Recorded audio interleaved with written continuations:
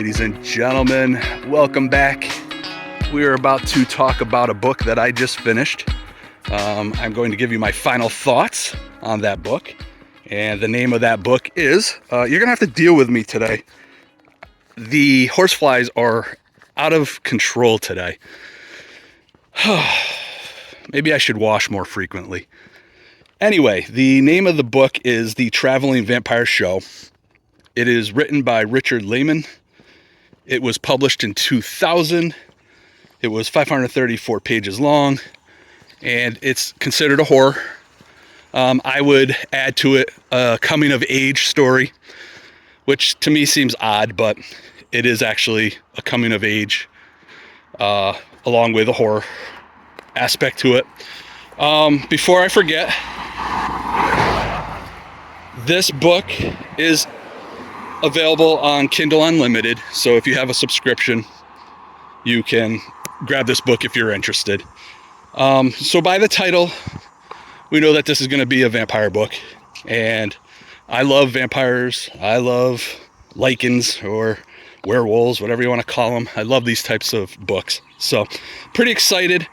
The cover that you saw, absolutely loved it.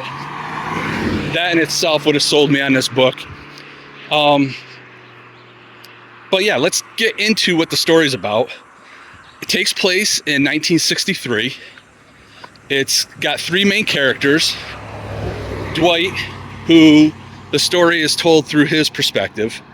There's a girl, Slim, and there's another boy, Rusty. And these three are friends. They've been friends for a very long time. And they're hanging out this summer. And Rusty just gets back from being in town, and he has a flyer. And the flyer is what the cover looks like. So it's advertising this adult vampire traveling show. They are 16 years old. I don't know if I mentioned that or not already. So they are not old enough to go to the show legally, technically.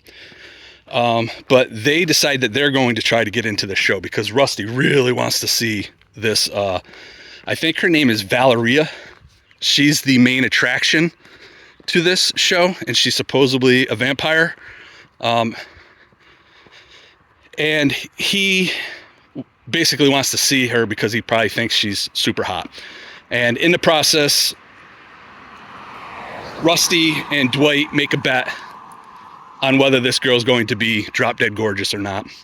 And the loser has to end up shaving his head. So that's basically where the story starts. They find out that the show is going to be held, hold on, I gotta get my notes, Jinx Field, I think it is. I guess it doesn't really matter what the name is, but this is a field that's had problems in the past.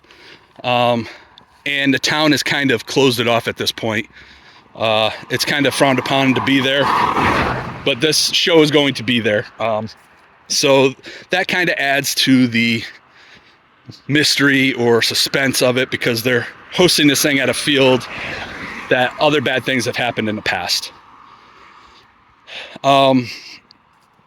So they end up basically going to the field before this show shows up. They're trying to make a plan as to how they're going to get into this show or get a glimpse of this person or whatnot. I don't want to give away any of the details, so that's basically the gist. It's these three kids and the adventure of that day of what happened, from trying to get to the show to maybe or maybe not getting to the show to maybe or maybe not leaving the show. And that is basically the story. I don't want to spoil anything, so if you're interested in the story at that point, probably shut it off. But I'll give you a little bit of thoughts, and it may get into some spoilers. I'll try not to, but I really enjoyed this book. I read it on my Kindle, so 95% of the book was a really good story.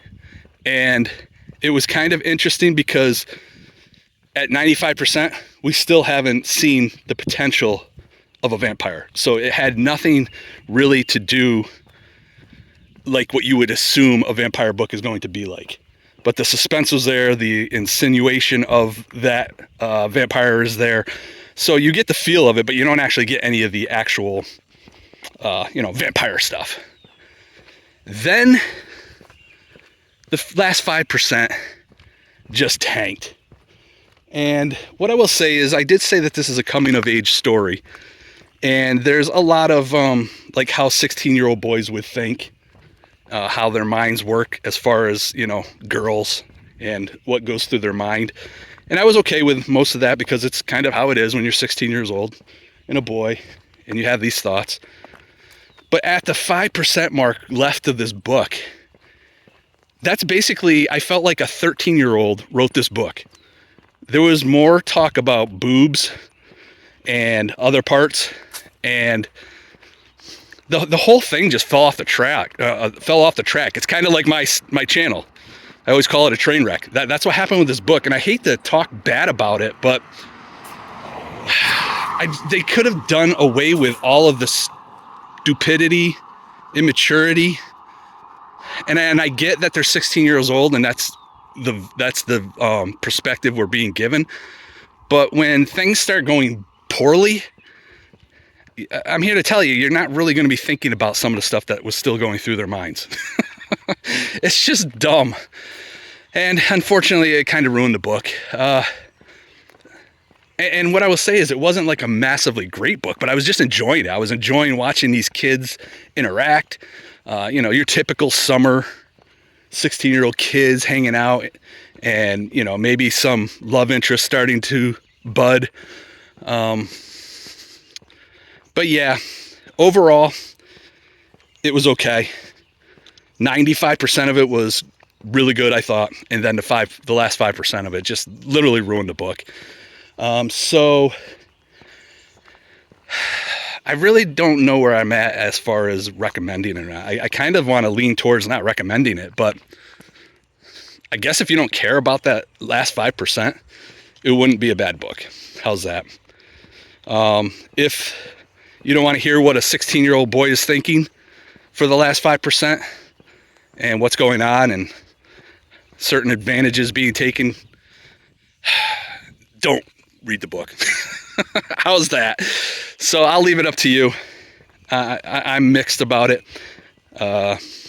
Too bad. It really had potential to be what I think to be a really good book. And mostly because I love the aspect of this book being about vampires, but yet not having that typical vampire storyline. We weren't watching or hearing about people being eaten or destroyed or blood being sucked. And I actually like that. I like the whole concept of how this, I will say the book won some type of an award back in 2000 or 2001. So there is that. I guess I've rambled on long enough. I don't think I have anything else to add to it. So if you made it this far, as always, I appreciate it. And, I will talk to you later. Bye.